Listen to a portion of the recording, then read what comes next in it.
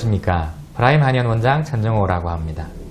프라임 한의원은 신경정신과 전문 한의원입니다. 그 중에서도 저희 전공은 소아정신과이며 주로 틱장애, 발달장애, ADHD, 학습장애 등의 질환을 주로 진료하고 있습니다. 부산 경남 지역에서는 이 분야에서 전문성을 인정받고 있지만 제가 대한민국 100대 명의에 선정될 줄은 몰랐습니다. 저를 100대 명의로 선정해 주셔서 감사하고 앞으로는 더욱더 노력하여 진정한 명의가 될 수 있도록 하겠습니다. 틱장애란 자신의 의지와는 관계없는 신체 움직임이나 혹은 소리를 내는 것을 말합니다. 즉, 눈을 자주 찡그리거나 혹은 고개를 갸웃거리거나 이상한 소리를 자기도 모르게 내는 것입니다. 잠시 동안 참을 수는 있지만 계속 참기는 힘들어서 스스로 불편하기도 하지만 타인으로부터 부담스러운 시선을 받기도 해서 본인에게는 참으로 고통스러운 질환입니다. 예전에는 틱장애가 무엇인지도 모르는 분들이 많았지만 요새는 드라마나 영화의 소재로 나올 만큼 흔한 질환이 되어버렸습니다. 주로 소아들에게 많이 발생합니다.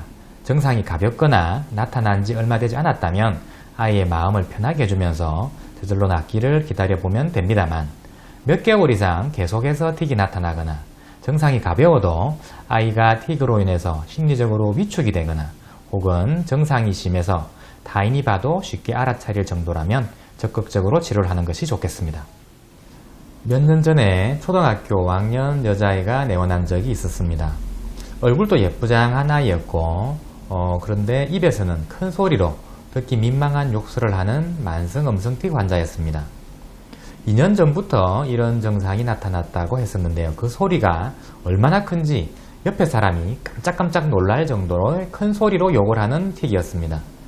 이미 유명 정신과에서 약을 먹고 있는 상태였지만 신학기가 되어 증상이 더 심해지자 어쩔 수 없이 저희 한의원에 내원하게 되었습니다.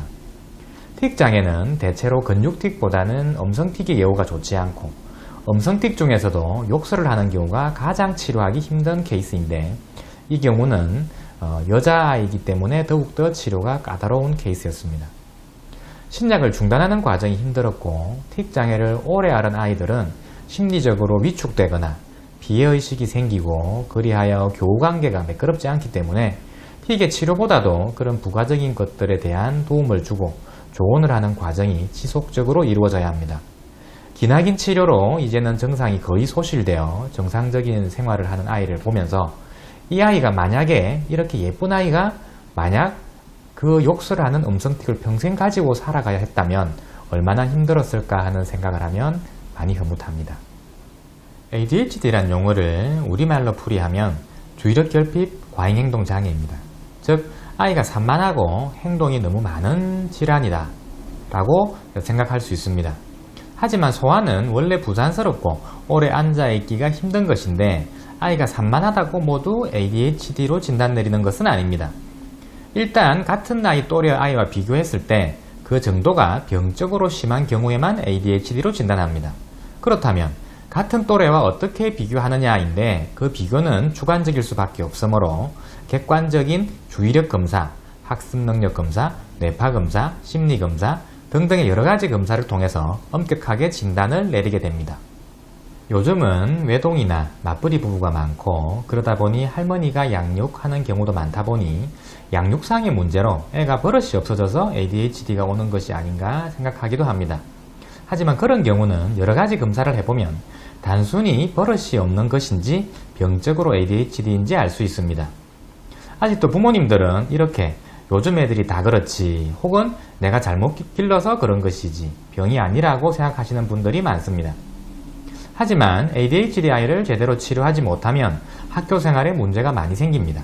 첫째로 충동성이 있어서 친구와 다툼이 증가하면 외톨이가 되기 쉽고 둘째, 친구가 없어지면 성격적으로 더욱더 편협되어 나중에 애를 다루기가 더 힘들어지게 되고 세 번째, 자신의 능력을 발휘할 주의력이 부족해서 똑같은 시간을 학습을 하여도 학습 효율이 떨어져 성적이 떨어지게 됩니다.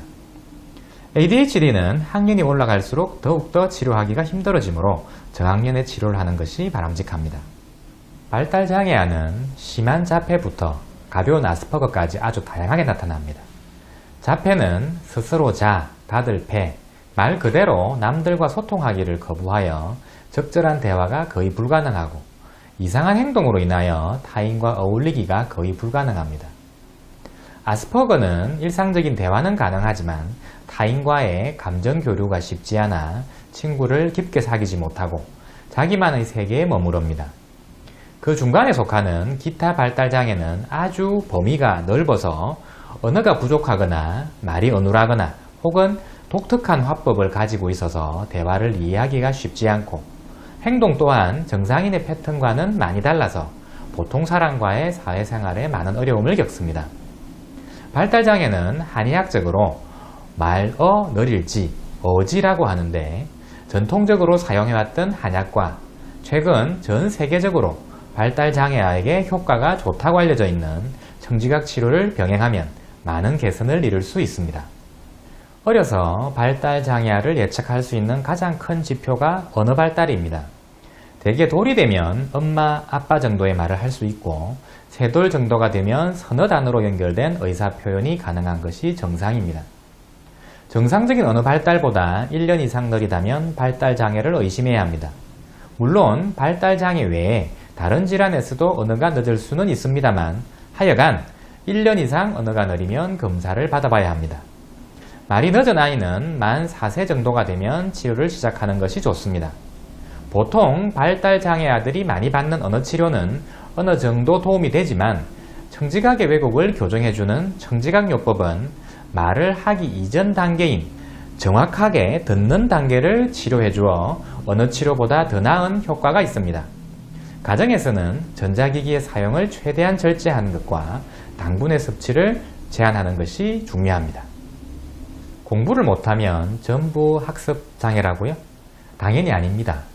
이런 말씀을 하시는 것은 학습장애가 무엇인지 잘 몰라서 하시는 말씀입니다. 학습장애는 난독증이라고 불리는 읽기장애, 숫자의 개념이 없는 산술장애, 그리고 쓰기장애를 말합니다. 이것은 읽기나 산술, 쓰기에 관련한 뇌의 특정 부위의 결손으로 인해서 발생합니다. 학습장애도 없고 다른 질환도 없는데 공부를 자기 학년에 맞는 성취를 이루지 못하는, 즉 공부를 못하는 것은 학습 부진이라고 합니다. 학습 부진은 학습 동기 부족, 잘못된 학습 방법, 학습 기회 부족 등등의 이유로 발생하며 학습 부진은 저학년일 때는 교정이 가능하지만 고학년이 되면 학업 결손으로 인하여 교정이 어려우므로 진로 선택에 신중을 기하여야 합니다. 학습 장애는 학습 부진과 다릅니다. 즉 공부를 안 하는 것이 아니고 뇌 특정 부위의 기능 결함으로 인해서 하고 싶어도 못하는 것입니다. 즉 비유하자면 걷기 싫어서 안 걷는 것이 아니고 발목이 접질려서 못 걷는 것과 같은 이치입니다. 학습 장애가 있는 것인지 학습 부진인 것인지는 전문가에게 진단을 받아보시고 만약 학습 장애라면 적절한 치료를 받는 것이 중요합니다.